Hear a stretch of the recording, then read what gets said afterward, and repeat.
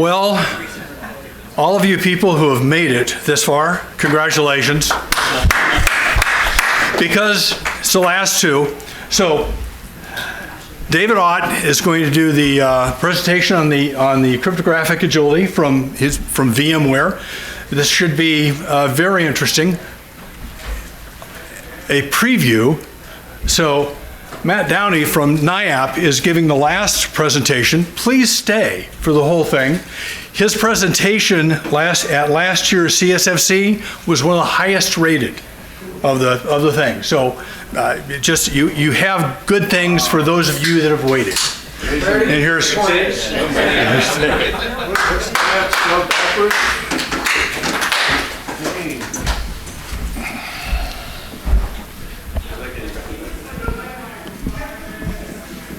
all right, so thank you all for this opportunity to talk with you about what I think is a very important piece of the post-quantum cryptography migration challenge.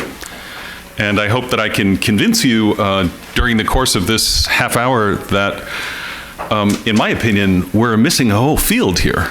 We're missing a whole field. So let me tell you a little more what I mean by that.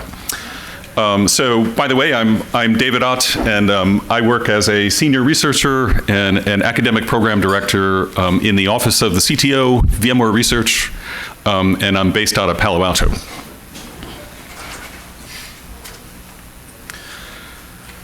Okay, and yeah, a little bit of a disclaimer that the things that we'll talk about, especially at the end of the talk, are a technology exploration, and just to make sure there are no misunderstandings about things already being available in products. All right, so maybe I start out by saying that the way I see it, the challenge of migrating to post-quantum cryptography is partly about post-quantum cryptography, and partly about the whole problem of the way we design our systems. I'm going to call that the crypto agility part. So the post-quantum cryptography part, which we've talked a lot about today, is going to have to address the implementation of the algorithms that we discussed, and performance. And I think somewhere along the way there was some discussion about how the resource footprint of the new post-quantum cryptography algorithms is much different, and that's going to come up and be a very important issue. And there's building side channel resistance into these implementations, and there is, I think some mention today was made of all of the protocols that are making use of our public key cryptography and the impact of the new post-quantum cryptography for all of them. We will have to unravel all of those and work on them piece by piece to make sure that the entire landscape is really ready for quantum safety in the way that we've been discussing today. But you know the other piece of it, cryptographic agility.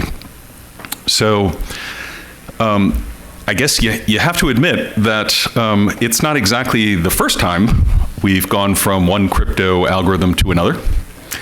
And really, this diagram could be a lot more detailed than I really made it. And post-quantum cryptography becomes yet another piece of this this history as we move from algorithm to algorithm, standard to standard. Lots of reasons why we change standards, of course. Sometimes our hardware gets more capable, and so the algorithms we're using aren't strong enough, or sometimes vulnerabilities are found, myriad things. And one would imagine that the future is going to continue all of this, right?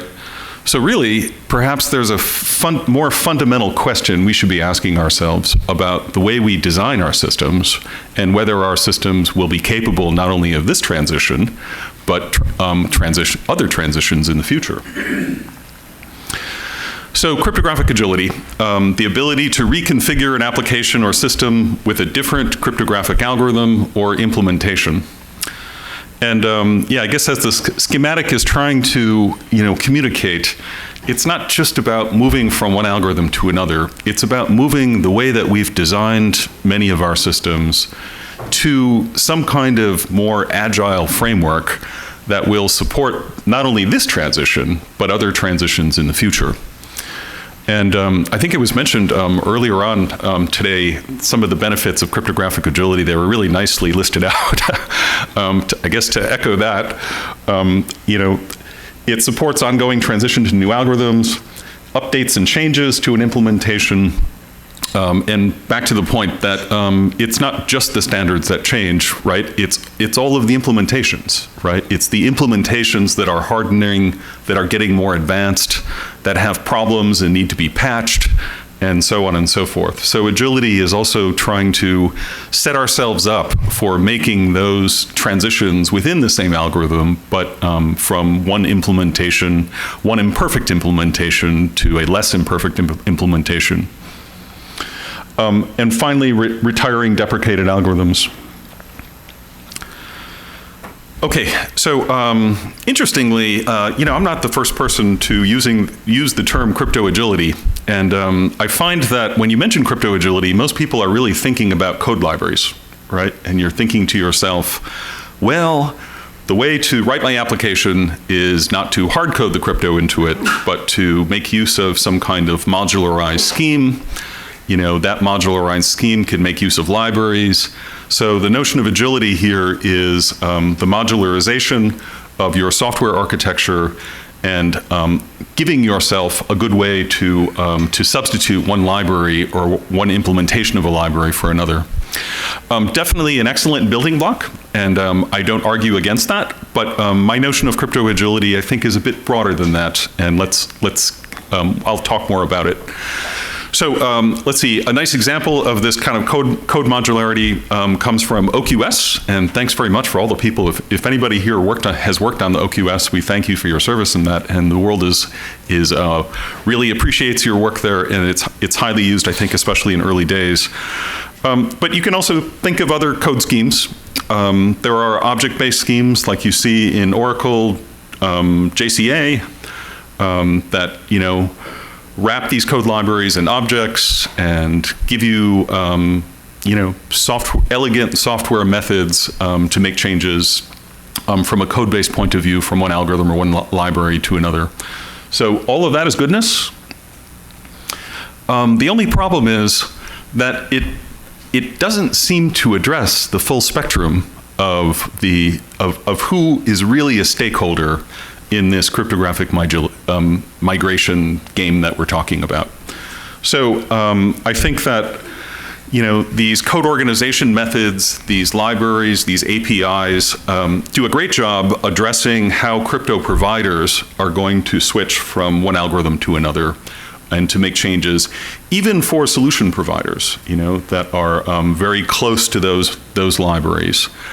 But one of the big things that I see on the landscape is the position of a SecOps team, or in an enterprise or in an organization running an IT operation, right? What kind of agility tools have you created for them, right? And I think that while the code organization agility point is a very important point in part of this diagram addressing providers, solution providers, and enterprise consumers. I think it really doesn't do much for the people sitting in the position of being in an enterprise IT team. Actually, I think that that so often when I mention cryptographic migration to people kind of on the top of this chain, they're a bit at a loss, right? Why are they a bit at a loss? It's because there really aren't any frameworks that are addressing them directly, right? We've defined crypto agility in this crypto provider layer, but you really haven't given me any way to address testing changeover or changing over part of my infrastructure, but not other parts of the infrastructure, because the schemes are just missing, right? They seem to be missing. So another important building block in the crypto agility arsenal is cipher suite negotiation. Very important stuff. And I forget what the name of the RFP is, but go look it up. There's an RFP that talks directly about crypto agility as defined in the context of this cipher suite negotiation in communications. And yeah, I think probably everybody in the room is very familiar with how TLS works, and that you have the cipher suites that are specified in the configuration, and that the handshake that goes on at the beginning of a secure connection between, for example, a client and a server will do this negotiation and then use the algorithms that are provided. So what's nice about that is it creates a natural hook to put in a new algorithm and to take out a deprecated algorithm.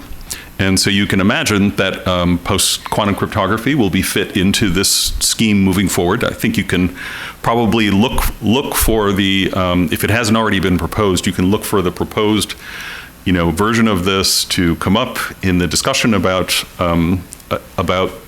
this protocol standard.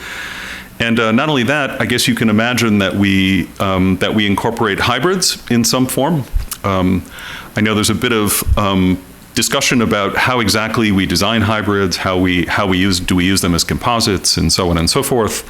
But I think you can imagine this is all supported by, could be supported by the cipher suite negotiation. And so hybrids, by the way, it's in and of itself can be considered another flavor of cryptographic agility, right? You're pasting on a second algorithm. It gives you an opportunity to deprecate one of the algorithms or to paste on a different algorithm in a way. I see, sorry. Let's see, okay.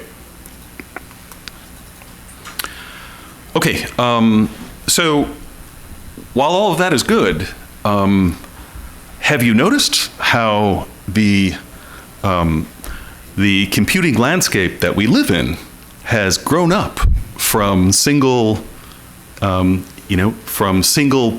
endpoint connections, right? We live in a cloud computing world. Many companies not only are using a combination of on-prem infrastructure, but they're also using cloud infrastructure, right? But they're using multiple clouds. And many organizations don't just have data centers, they have federated data centers. And applications aren't just client-server applications, they're clusters, they're clustered applications, they're microservices. And so I could kind of go on and on about all the ways in which the world of computing has grown up over the last 15 years to be very much a distributed world of computing. And that distributedness, I think, is what, in fact, enterprise IT shops are looking at. This is the world they live in. But what are the crypto agility tools they have addressing that kind of scaled infrastructure or those kinds of architectures? So there's just a lot of unanswered questions here.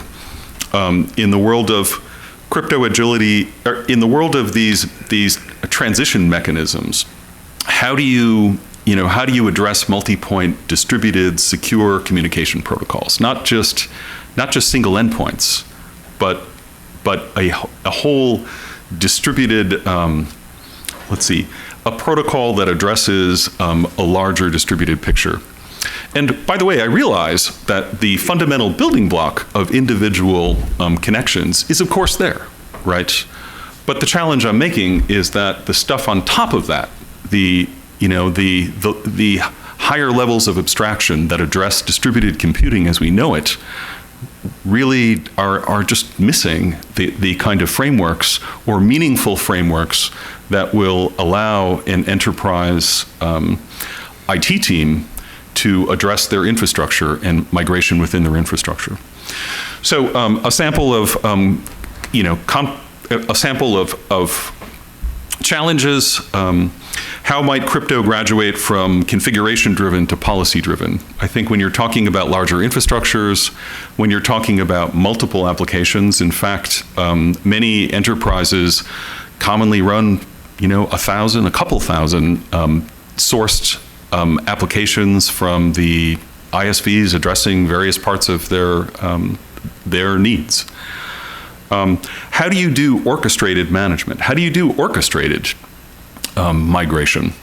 Where orchestrated here is referring to multiple nodes, multiple locations. There's a notion of geography, a notion of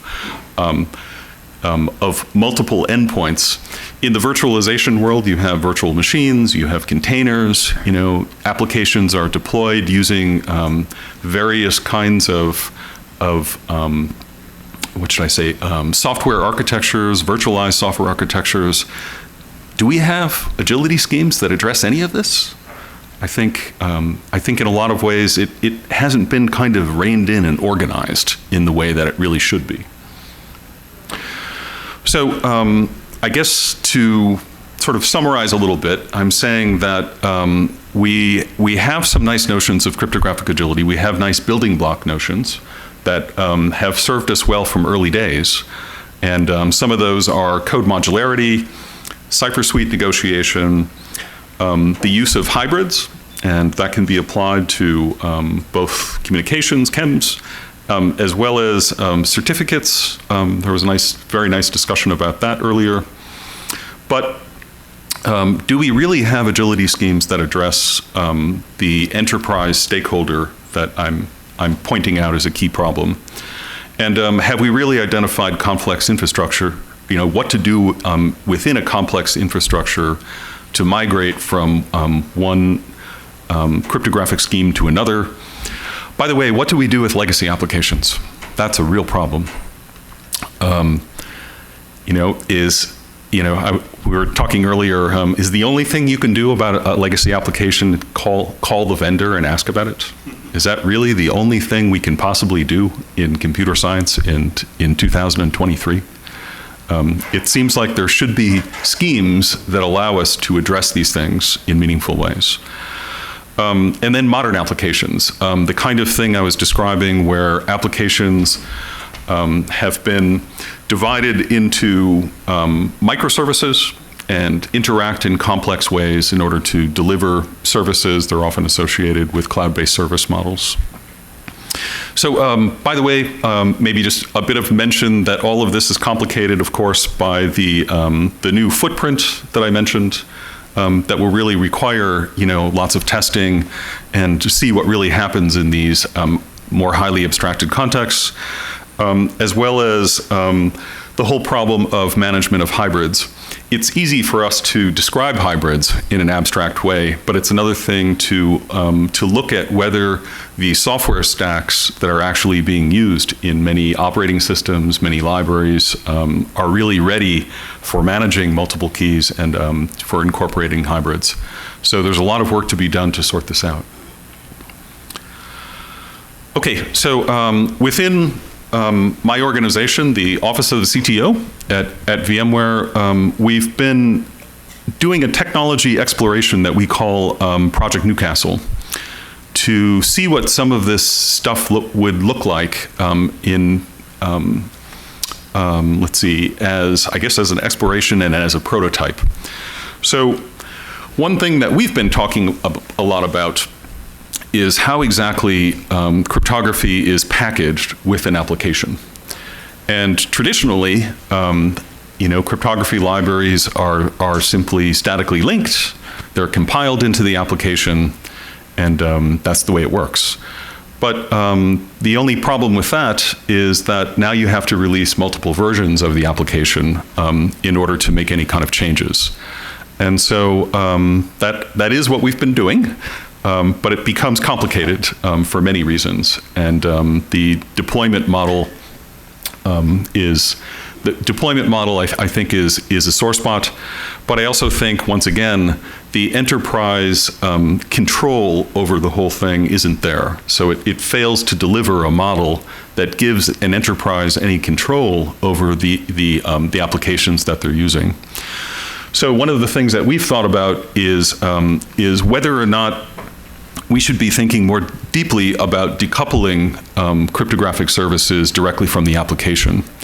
If you decouple it, then you have this, you have some of the hooks that we're looking for, right? You could create a scheme that would allow the configuration of cryptography to happen by additional parties or by the enterprise deploying it itself.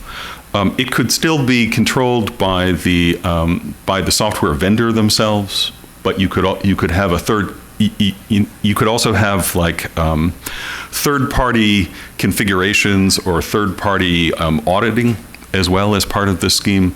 There are a lot of benefits to actually looking at what happens if you decouple cryptography in this way. So it offers application independence. It offers enabling extensibility and configuration independent of the application. Another thing that we think a lot about is the use of proxies in these more complex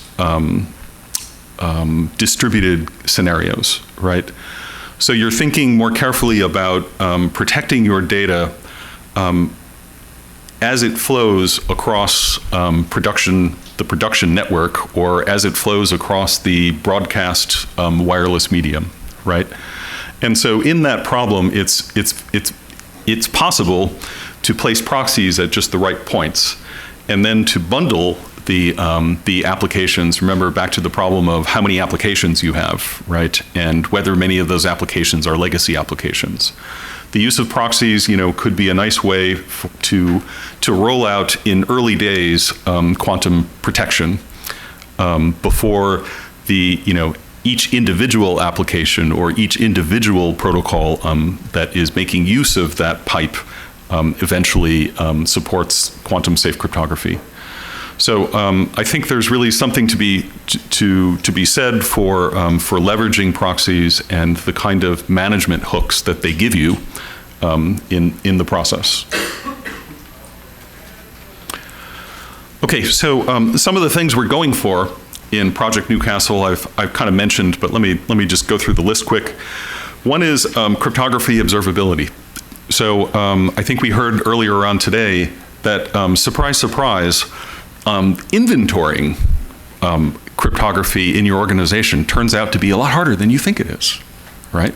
Why is that? It's because we haven't written observability into the architectures, right?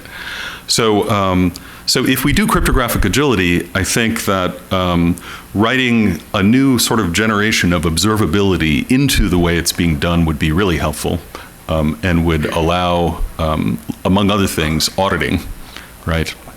And then I mentioned about policies.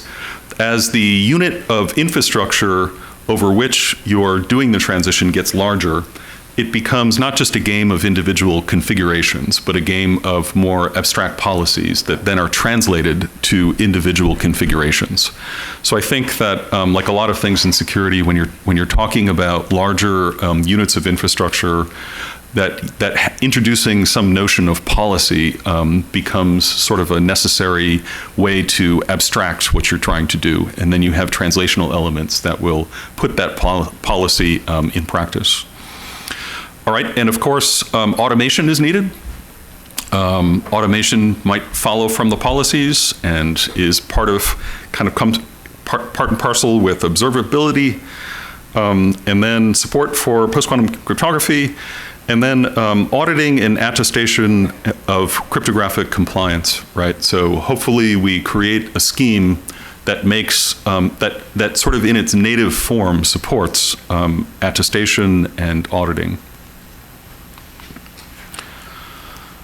Okay, the scheme that let's see, the prototype that we've worked on has made use of Tanzu service mesh. There's kind of a long story about how that works as a VMware product, but I think I could argue that it represents many modern applications that are using container-based schemes and are doing this kind of microservice thing that I was talking about. And the idea is that in a modern architecture like this, that you could take your decoupled crypto provider, as we call it, the CP, and you could put it into a sidecar that's part of the service mesh scheme. So yeah, quite a few details, and I could explain the whole architecture to you, but I think it's a bit much to cram into this talk. But I guess, the thing I really want to show with this is that it's possible to take a reasoned cryptographic agility architecture and weave it into a larger infrastructure in a way that gives you this kind of orchestrated and management hooks that we simply seem to not have these days, And furthermore, the use of proxies could allow these kind of elements to apply cryptographic policies across multiple applications, especially in cases where you don't have control over those applications or you don't have a near-term transition that's been provided. So let's see. There is a bit of a demo here. It's about 3 minutes, but I don't think the sound is going to work. So maybe let's see what we get. Today, I'm going to show you all technical creation integrated. Put the mic on the speaker as a poor man's way to do this.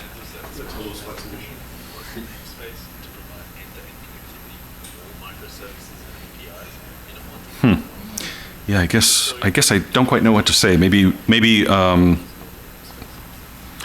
I can just mention a couple of things that the demo would show. So in this UI schematic, you have a piece of your infrastructure. It's illustrating, it's kind of illustrating a toy application of a payment system with payment cards and stuff on one side, and the services portion on the other side. And the demo would show you how you can configure a policy that is a hybrid policy, adding quantum safety to to a FIPS standard policy, and then how it can be pushed out to the nodes that are distributed across your infrastructure in order to take a cluster-based implementation that is actually on 2 different clouds and show you that it can be configured using a scheme like this. In my mind, this is exploring, it's an early days exploration of something that I think is a broader image, sort of a broader vision that I would throw up for the whole community. We should be thinking more about how, cryptography isn't just an endpoint configuration. It's a distributed architecture that really needs to be addressed. And so that's my message for you. Okay.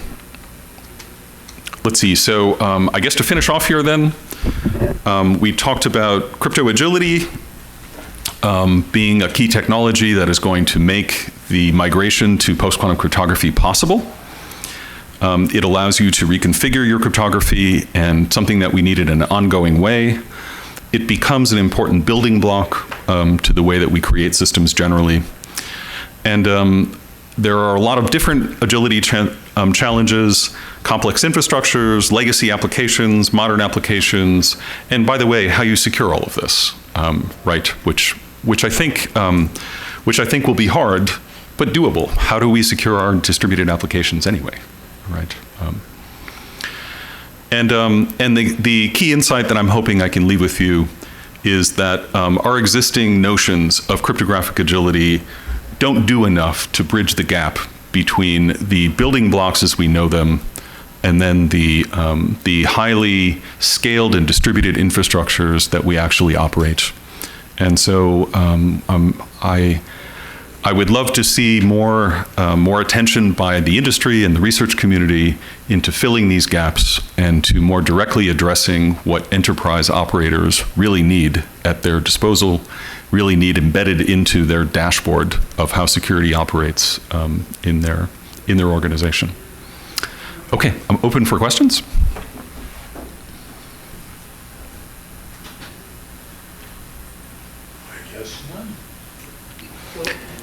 Is there something about where we've been the last 20 years that kept people from thinking about this? Was crypto just that magic thing that only we learned about when the little lock symbol showed up? What's the gap, do you think, that set us up for this place?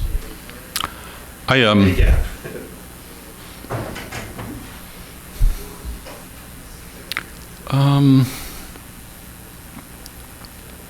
Or maybe put it this way, does PQC put this in front of everybody, which I think you're saying, as this is the right time to take this on, and that's where you're going, so I answered my own question, but it's like, was there a barrier that just made people not really take their time to think about this, and we're distributing everything and couldn't keep up? It just seems like a problem of scale to me. You know, like over time, what's happened is, an enterprise has gone from 50 applications to 1,000 to 2,000, and that's what it takes to run an organization. And they used to, roll it out on your own data centers, but now, I don't know, now it's striped across data centers and multiple providers, multiple clouds. And so it just has this effect of scattering it, scattering the, yeah. I do think, though, that, consider operating systems for a second. I don't think operating systems are structured the way they're structured because this is the right way to structure them in 2023. I think that they grew up, there's a whole history behind why they grew up that way and the original context of use, and it leads us to a place which is not necessarily the right place for a distributed operating system, right?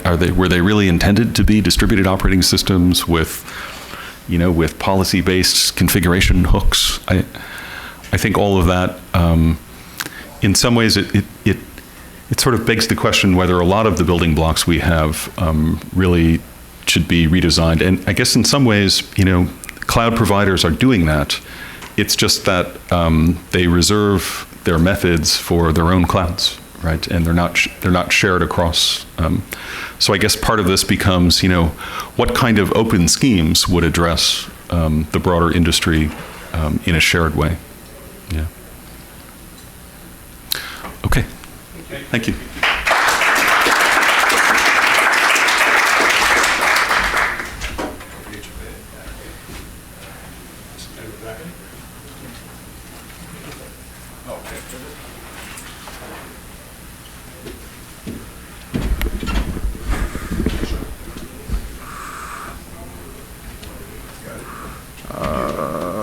Looking for it.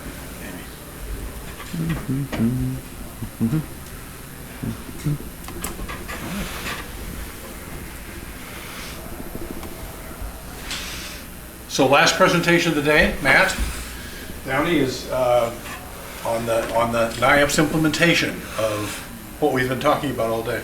Yes. Okay. All right. Good afternoon, everyone. I am Matt Downey, National Information Assurance Partnership Technical Lead, and/or Rebecca Guthrie, the Center for Cybersecurity Standards. So you'll notice in your lists, in your program, that you actually have three names listed. Matt listed once, Rebecca listed twice. That's because of the two of them. Rebecca is the best. And because there were three names listed, they decided that we were a panel and therefore we're gonna take an hour. Hopefully we won't take that long. So who's actually present? We decided to showcase quantum mechanics, and the speaker being observed is me, Matt. So Rebecca is not here, so you have Schrodinger's speaker. She's actually out sick, if you'd prefer the normal explanation. And before we get started, as you see me gesticulating wildly, you'll probably notice my hands are tremoring. Usually people think I either had too much or not enough coffee. I actually just have tremors, so that's that. Okay, here we go. All right, so for those of you that don't know what the National Information Assurance Partnership is, raise your hands. Okay, a few. We'll explain real quick.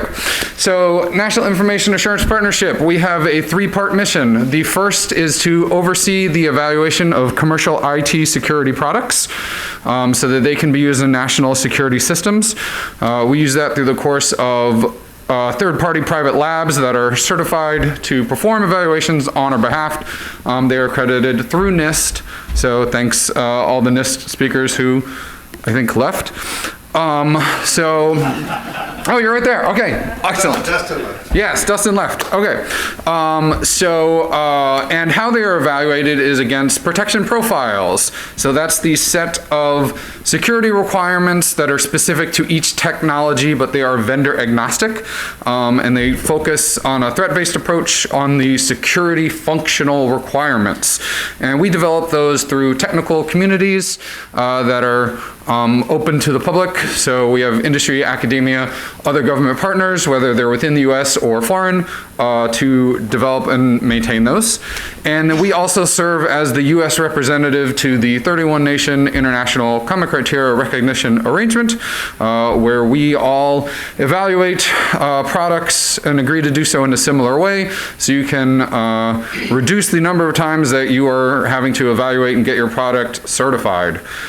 We also just work together, collaborate to improve cybersecurity in general, and improve security. So, yeah, yes. So how do we work with CSFC? So NIAP evaluated products are the can be the CSSC components, and all of our protection profiles form the building blocks to the CSFC capability packages. So when you have the mobility capability package, you're looking at our mobile device fundamentals protection profile, our WLAN client protection profile, VPN client protection profile, all of those together. So when you go through NIAP, you can say, I'd like to go through CSFC as well, sign a memorandum of agreement with them, and make sure you choose the appropriate selections and get evaluated. Any questions? No? Great. All right. So next, why are we doing this? You all know why. What are those algorithms? Here they are. Here's that picture. So I think Bill Becker said the over-under was 5. I took the over. This is 4 just today. So we'll see how we are tomorrow. So the one thing I do want to talk to this specifically is note that it says in the cybersecurity advisory that this is the anticipated timeline and the recommended dates. When you go into the frequently asked questions, you'll see, as far as implementing it, you'll see NIAP, NIAP, NIAP, NIAP, and CSFC shall do all of this stuff. And our implementation is, quote, in accordance with vendor adoption. So all of you who are vendors, we're going to be working with you to strive to meet these goals as best we can, considering some of them are extremely aggressive, but that is the goal and we're going to push you to it. All right, so what is the process for implementing CNSA 2.0? First, NIST publishes the specification. We've heard about this, right? LMS and XMSS are already published. Crystals, Kyber, and dilithium, we're expecting drafts later this year and hopefully out next year. We'll continue. So to do this, NIST also has to update their crypto guidance in several other standards. So FIPS 186-5, 856-A, or 856A, there's not 2 dashes, and 56B. So all of those are going to have to be updated. And I'm going to be speaking really quickly because aside from most of this is not new, it's the end of the day and everyone wants to go home. Okay, so next we need to have everything put into CAVP. All of NIAP protection profiles, they have the crypto requirements, they have the tests in there, but it's all do what CAVP says. Get a crypto cert in CAVP and you're good. So we are not putting anything into NIAP protection profiles until they are in the NIST CAVP certs. This is very important. As you heard earlier today, we were promised 100% that we would have CAVP testing absolutely as soon as they were, the standards were published, 100%. That would be no problem.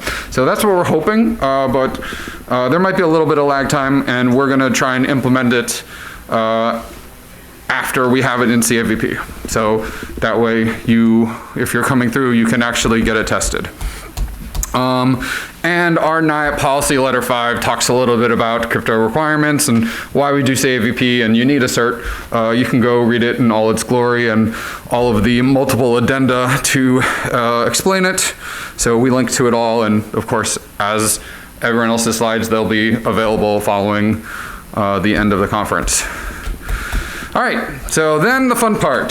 NIAP has to update all of our protection profiles to include everything as the preferred configuration option. So our first step is to include them as selections. They're options. You can choose it. You don't have to. We wish you would. We'd like you to. We prefer that you do so. Whether you do is apparently up to you and your customer requirements, as well as how important you think security is. So when we update it, we're gonna have a couple different types of updates. Some are gonna be algorithm specific, some are gonna be protocol specific.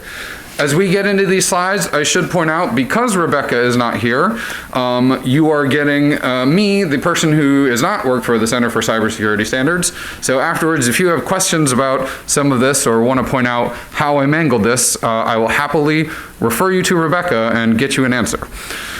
Okay, so what we're putting in for the algorithm specific, right? We have to figure out what type of algorithm it is, which requirement it goes in, whether it's going to be used all the time or for specific cases, like we have LMS and XMSS are only for software and firmware signing. We should point out when Crystal's dilithium does come out, you can use that for software and firmware signing. Right? You're not obligated to use LMS and XMSS. We just need to get LMS and XMSS out as fast as possible because software and firmware signing is the most pressing use case. So I want to make sure that's clear. And once we put those in there, we have to do all the tests, application notes, everything to explain how you're doing it. We also have the protocol updates. So we have standard development organizations that they have to publish all the new standards that go from this, right? It's not just NIST publishes, standardizes the algorithm and we're good to go. So we might have things relevant to IPsec, for example, and all of that has to make its way into the appropriate RFCs, and then once that's the case, we got to put those in the protection profile as well, see if there's anything that changes with the threats and test activities, all of that. And because we have 50 protection profiles, some of which are built on top of one another, whenever we update one, it's going to impact a whole bunch of other ones. So we've got to make sure we do it in a coordinated way, otherwise there will be complete chaos. So here's a couple examples as we get into the nitty-gritty. So for LMS, one of the key things here is that we are going to be doing, we're going to be separating signature generation and signature verification. So they are only going to apply here for signature generation, right? Not signature verification. And we're going to need some of this stuff. We're going to have to go into the dedicated security component CPP. This is where we get into HSMs, as were mentioned earlier, right? You have to implement it in hardware. So we're going to have to layer all of our protection profiles together and make sure that we don't export the keys, even if they're encrypted. Okay. Then here's an example of a protocol specific update. So for Kyber, when we're doing IKE v2, right, we need to have all the IETF standards update, then RFC 9206 for IPsec needs to be updated, and then we can start updating the protection profiles. So especially as we get to the crystals algorithms, it's not going to be just as simple as, oh good, they're standardized, let's go. Right, we're ahead of the curve on LMS and XMSS, not those. So there will be a lag time between their publication and when we're able to actually functionally put them in as options for you all to use. Okay, some of the IETF standards, and Rebecca could tell you all about what all of these are, but you can read them. 7383, 9242, and whatever the heck that multiple dashed word is. I'm sure that has a name that all of you standards folks recognize. So those are just some examples. And again, we'll have links to all this stuff at the end. And if we're looking at 9206, right, we have to incorporate all the extensions that were on the previous slide, update the IPsec user interface suites, whether there's any security considerations. So this isn't just a simple, straightforward thing. Just want to emphasize that. So once we do that, then we can update our PPs. We can update VPN gateway, VPN client. Those are going to be two of our high priorities. And they have different base PPs, right? VPN gateway is on top of a network device, and VPN client is on top of general purpose operating system, not multifunction device, it's MDF, mobile device fundamentals. So that's an error there. Application software and our mobile device management PP. So when we update it, we got to make sure all of those are updated as well. And all of the PP modules that can be used with VPN client and VPN gateway. There's a whole list. And anything else that uses IKE v2, right? This is not a simple change. Everything has got to be coordinated and propagated throughout all this stuff. All right, tearing through. Then we would add the algorithm as a selection, ensure we could do IKE v2 testing activities. These are all things that we need to make sure that we do as far as negotiation is successful, right? All of this is just a bunch of things to show all the steps that we have to take. And Rebecca would be able to explain in great detail why that's important. Okay, so once we have finally put it into the protection profiles, that is when all, according to the CNSA advisory, right, all of the new equipment that's coming through, going to be used, has to meet the updates in the protection profile. They have to be validated, and anything that was already validated, when they're getting refreshed through their normal thing, they have to meet the new requirements. And there's, as far as how long stuff is used, so NIAP's certification is generally good for 2 years. What that means, it is eligible for procurement during that time window. Once it has been procured, as long as it's deployed within your organization's infrastructure, it does not need to be recertified, right? This is only tied to procurement. So we do have a possibility of getting an extra year for assurance maintenance, and we have some technologies that can actually go to 5 years. So we started with peripheral sharing devices, AKA KVMs. So for all you people who use multiple domains at once. And there's more information in our Pub 6 on how to go through assurance maintenance. And then last, we're gonna, at some point, remove all the non-CNSA 2.0 algorithms, right? So according to that lovely chart everyone saw, it's 2030 or 2033, depending on the technology. So that is the goal that we are trying to hit. We're gonna ask all you vendors to help us get there. That is going to be the fun challenge. Okay, so to recap kind of where we are, LMS, it's already standardized, it's already in CAVP, and starting last month, we already started the process of adding LMS as selections in our protection profiles. I'll talk more about what that is in a minute. XMSS, it's also standardized, and it should be out in CAVP shortly. I believe we're expecting it hopefully later this summer. So we're going to be adding XMSS as a selection along with LMS at the same time. Then we get to the crystals, right? We're expecting they're probably standardized in NIST in 2024. Whether they get implemented in CAVP in 2024, 2025, we'll see. Hopefully it'll be 2024, but either way, we can't really expect it to start being in the protection profiles until 2025. At a minimum. So that's when we'll start adding those, we'll be working the process. However, when we are doing LMS and XMSS, we are working to structure the requirements such that it'll be a lot easier to drop in Kyber and dilithium, particularly dilithium, in there, so we won't have to completely rework the requirements a second time. Okay, so how can you get involved and how are we doing this? We have, does that line up? Just barely. Okay, so we have our cryptographic technical community, which we announced back in February and kicked off in April to much fanfare and confusion. And what we do is we have anybody can join this. This is those technical communities I mentioned earlier.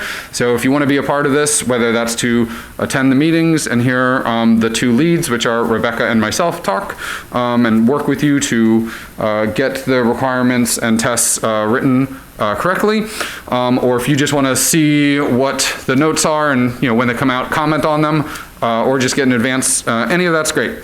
So the whole focus is just to implement the CNSA 2.0 algorithms across all of our protection profiles. So we're focused first on LMS, and now that we know XMSS is going to be coming out very shortly, it as well. And our first focus is on those base protection profiles. We're going to start with app software, operating system, and mobile device fundamentals. That captures the most of what we do that we control. So then we get to what's called our collaborative protection profiles. These are ones that are not run and owned and managed by NIAP. They're actually run by international technical communities, so that are vendor-led. And we're going to make recommendations for those ITCs so that they can update their PPs to include these, but we'll be working with them. We've already started talking to the network device ITC. I know that the chair is in the room, so we've working closely with them.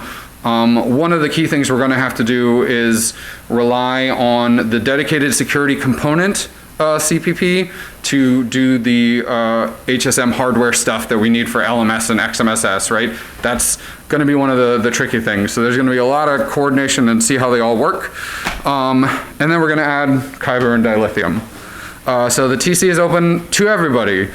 You can click on that link or just go to NIAP's homepage and look for the announcement, send a message. I believe the email address is tc-crypto-staff@niap-ccevs.org. Quite a mouthful, but we'll be sure, again, the link will be in here. And here's all those references for everything that we've talked about.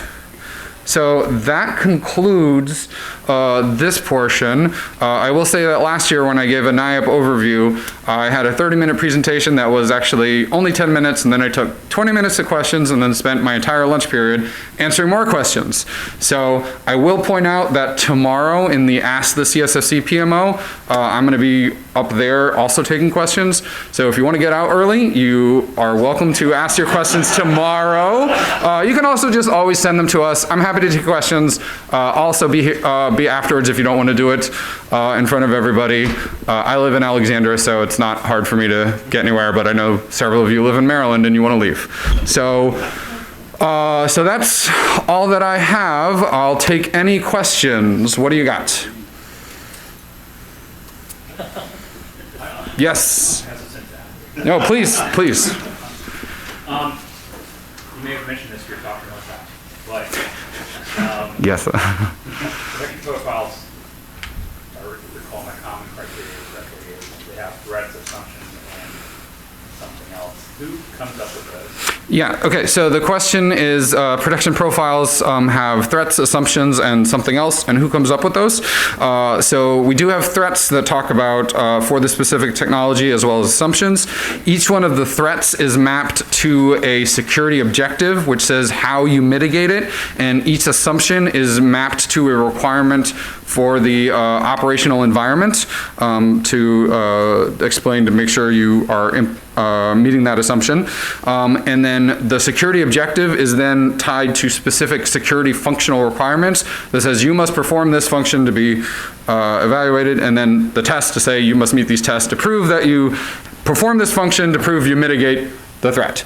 As far as who comes up with those, we have NSA SMEs that help do all that.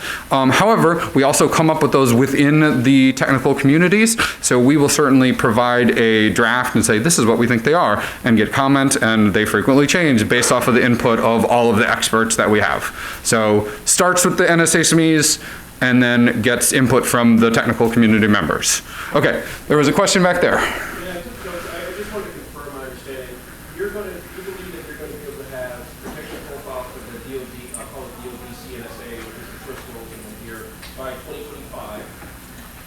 Implementing PPs, and then you will implement them in, you will implement the PPs by 2050. So you'll have PPs by 2025 that address the DoD, CNS, 2.0, which is the crystal. Yeah, so we will, so the question is when exactly we will have protection profiles that implement, meet the crystals, all the DoD requirements, and starting in 2025. So our goal is to start implementing them as soon as they are up, and which will be coming out in 2025. That doesn't mean we're going to update all 50 of them, right? I mean, if they standardize in 2024 and we can start rolling out updates, we will. We also have a whole host of other updates that we have to do. One of the things, mentioned the common criteria, that's what our whole system is based on. There's actually a new version of the common criteria 2022, that was just published late last year, and we have to update all of our protection profiles. We're going to try to update all of them to that new version by the end of 2025 as well. And Christy, I want to talk to you about that. So part of it's going to be, when do we update them and how can we fit them in? But our goal will be to get as many of them updated as fast as possible. So we'll be rolling out a lot of updates over the next few years. And my follow-up is that HSM, that's a kind of an issue because you don't have HSM as a category under NIAP currently. Yeah, so HSMs are covered under the dedicated security component collaborative protection profile. So we do have a policy, is it 26, I think, that says you've got to get your HSMs evaluated under DSC if you're a certificate authority. So that's where it is. We haven't had any product come through yet to be evaluated, right? We don't have any evaluated products, but we do have the ability to evaluate. And I should point out, when NIAP certifies products, we can only certify products that are submitted to us. We're not an enforcement arm. We can't make anybody come through. So if you want an HSM to be certified, we encourage you to contact the vendor and say, please go through NIAP certification. So right now, you know that NSA has a requirement that says you must use an HSM. And we go to NIAP and we look under yours and we don't see an HSM. And so we're just using HSMs, but there's this requirement to use them, but not everybody. Yes, so yes. Is an HSM 5140. What's that? I believe the HSM requirement is for FIPS, not for NIAP, or HSM. Yeah, so there's two things, right? So the question is the requirement to use HSMs, and NIAP doesn't have any evaluated HSMs. So NSA has a requirement that the HSMs need to be FIPS 140 certified, which there are a bunch that need to do. And then CNSA 11 says that if you're going to acquire any commercial product that's going to be used in national security systems to secure any information on them, then you have to go through the NIAP evaluation process. So whether or not the various DoD entities are following that, right, I would encourage those organizations to tell their HSM vendors that please go through NIAP certification. But I'm also NIAP, so that's me saying that, right? I'm sure everyone has their different perspective on that. So, yes. Just kind of a comment. The schedule you're portraying, kind of a little bit like you're speaking, is really fast. But unlike you're speaking, it's also dependent on a lot of organizations to do work outside of NIAP. Mm-hmm. That, and I just think of like this took a lot of time to be able to even validate LMS, right? And so if they take as much time as they took to validate Kyber and all those things, then you won't make your schedule. Yeah, so the question is that our schedule, much like my speaking style, is very fast and reliant on other organizations, and that NIST took a long time to make sure LMS was really good, and they might take more time with Kyber dilithium. Correct, right? So we can't control it. We can only put them in options once they're standardized, but we've been directed to do so. It says as soon as they are available, they will be put as, NIAP will put them in selections as in protection profiles. So that is the guidance guidance that we have received. So this is our best guess of when we're going to start. And this is also that we can try and meet that really, the real important deadline is 2030 and 2033, right? We know, especially for hardware vendors, right, getting all of the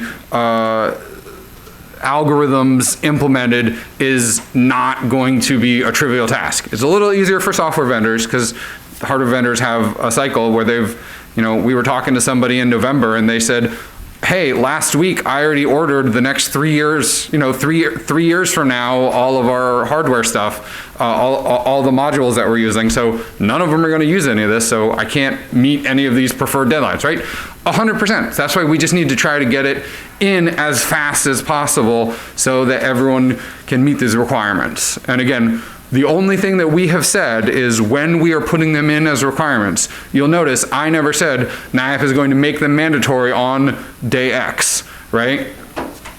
We haven't done that. It's in accordance with vendor adoption, and we want to just get the vendors adopting it as fast as possible.